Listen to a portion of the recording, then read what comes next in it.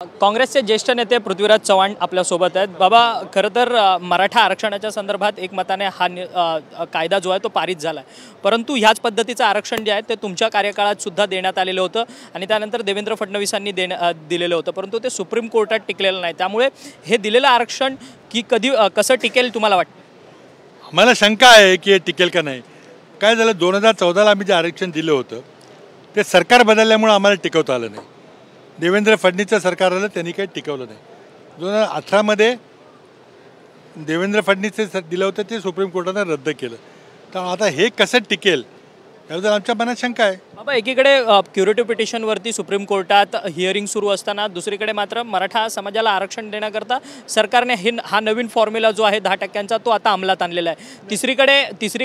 तिसरीकडे असं आहे की सगळे सोयऱ्यांच्या अध्यादेशाच्या संदर्भात त्यांनी अध्यादेश काढलेला आहे जो मनोज जरांगे पाटलाला दिला। त्याच्यावरती जवळपास 6.5 लाख हरकती आहेत आणि त्यावरती देखील काम जे आहे ते सरकारकडनं सुरू आहेत। म्हणजे एका मराठा समाजाला किती तुम्ही लक्षात घ्या की क्युरेटिव्ह पिटिशन तो 2018च्या कायद्याच्या बद्दल होता, तो आता निरस्त झालेला आहे। कारण आजच्या बिलामध्ये 2018चा कायदा संपूर्णपणे निरस्त केलेला आहे, त्यामुळे क्युरेटिव्ह पिटिशन शिल्लक राहत नाही। आता जो सगळे सोयऱ्यांचा अध्यादेश नाही आहे ते अधिसूचना आहे, त्या अधिसूचनेवर त्यांनी काय हरकती वगैरे 6 लाख आलेले आहेत, त्या अभ्यास करून पुढे काय करायचं सरकार ठरवणार आहे। खरं तर बाबा, एक शेवटचा प्रश्न आहे की महाविकास आघाडीच्या लोकसभा जागा वाटपांवरतून कुठेतरी वाद पाहायला मिळतो, कारण की ज्या पद्धतीने अजूनपर्यंत जागा वाटप झालेली आहे 9 जागांवरतून 9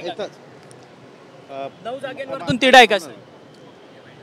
खरं तर आपण पाहिलं की महाविकास आघाडीच्या जागा वाटपाच्या संदर्भात जे आहे त्या संदर्भात वक्तव्य जे आहे ते पृथ्वीराज चव्हाण यांच्याकडनं करण्यात येत नाही आहे, परंतु जे आरक्षण दिलेलं आहे आज मराठा समाजाला ते न टिकणारं आरक्षण आहे, ते सुप्रीम कोर्टात टिकणार नाही असं जे मत आहे ते पृथ्वीराज चव्हाण यांनी आपल्याशी बोलताना व्यक्त केलेलं आहे। व्हिडिओ जर्नलिस्ट प्रेम मात्रेसह अक्षय मंकणी, TV9 मराठी, मुंबई।